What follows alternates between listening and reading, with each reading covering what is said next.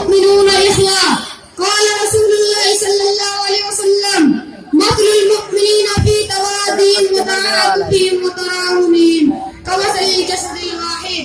محترم سامعین اکرام، آج کی اس تقریبی یوم جمہوریہ میں میرا موضوع ہے اسلام میں بھائی چارگی کا پیغام. میرے بھائیوں، اسلام ہمیں اور آپ کو بھائی بھائی قرار دیتا ہے. اللہ تعالیٰ سورہ حجرات کے اندر فرماتا ہے ایک دوسرے کے بھائی ہیں. یہ بھائی چارہ، یہ اخوت، یہ پوری امت کو ایک دھاگے میں پرو دیتی ہے. دنیا کا کوئی بھی شخص چاہے اس کی لینگویج کچھ بھی ہو، اس کا رنگ کیسا بھی ہو، اسلام اس کے ساتھ بھی بھائی چارے کے محبت کے ساتھ رہنے کا حکم دیتا ہے. آپ جانتے ہیں کہ اسلام آنے سے پہلے عورت کی یہ عورت تھی، ایک قبیلے والا دوسرے قبیلے سے کئی برس تک لڑتا تھا. ذرا سی باتوں کے لیے جنگیں ہوا کرتی تھی، لیکن جب اسلام آیا تو برسے کی لڑائی بھائی چارگی بدل گئی. اللہ تعالیٰ سورہ آل عمران میں سے اس کا نقشہ کھینچتا ہے وَاعْتَصِمُوا بِحَبْلِ اللَّهِ جَمِيعًا. اے ایمان والو، تم اللہ کی رسی کو مل کر تھام لو. وَلَا تَفَرَّقُوا، آپس میں تفریق نہ پیدا کرو. وَاذْكُرُوا نِعْمَتَ اللَّهِ عَلَيْكُمْ، یاد کرو اللہ کی نعمت کو، اللہ کے احسان کو، اللہ کے کرم کو.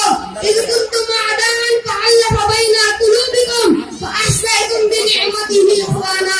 یاد کرو تم ایک دوسرے کے دشمن تھے، ایک دوسرے کے خون کے پیاسے تھے. اللہ نے اپنے پیارے نبی کو بھیجا تاکہ تمہیں بھائی بھائی بنا دے. یہ اللہ کا ہمارے پر بہت بڑا احسان ہے.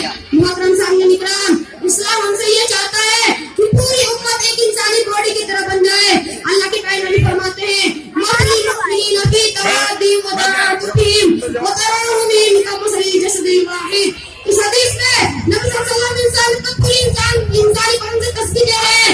یعنی نبی صلی اللہ علیہ وسلم یہ فرمانا چاہتا ہے کہ دنیا کے کسی بھی خطے میں، دنیا کے کسی بھی علاقے میں اگر کسی انسان کو تکلیف پہنچائی جا رہی ہے، اسے مارا جا رہا ہے، اسے کاٹا جا رہا ہے، اس کے درد کا احساس، اس کی تکلیف کا احساس پوری امت کو ہونا چاہیے.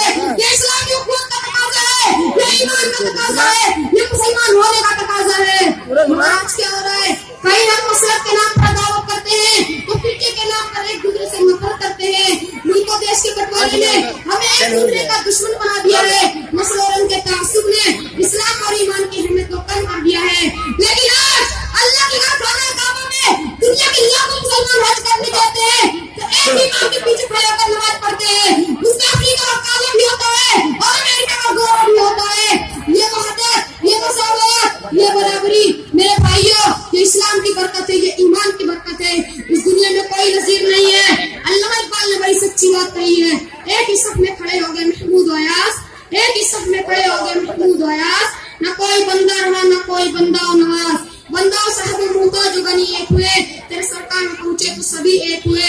محترم سامعین اکرام، اللہ کے گھر خانہ کعبہ میں عرب کا بادشاہ بھی کھڑا ہے اور حرم کے اندر جھاڑو دینے والا بھی اسی صف میں کھڑا ہے. اونچ نیچ کی تفریق مٹ گئی، امیر و غریب کی تفریق ختم ہو گئی، نسل و رنگ میں فرق مٹ گیا. یہ اسلام ہے جس نے پوری امت کو ایک دھاگ میں پرو دیا ہے. محترم سامعین اکرام، ہمیں ایک دوسرے سے اتنا مل جل کر رہنا ہے، اتنے پیار کے ساتھ رہنا ہے، اتنے محبت کے ساتھ رہنا ہے، دوسرے کے سکھ دکھ میں اتنا کام آنا ہے. کمثل الجسد الواحد، جس طرح انسان کا ایک جسم ہوتا ہے. آخر میں اللہ تعالیٰ سے دعا ہے کہ اللہ تعالیٰ ہمیں ایک دوسرے سے مل کر رہنے کی توفیق عطا فرمائے.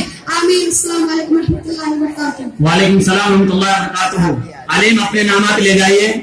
سہیل بھائی 200 روپے، اظہار بھائی 100 روپے، منا بھائی 200 روپے.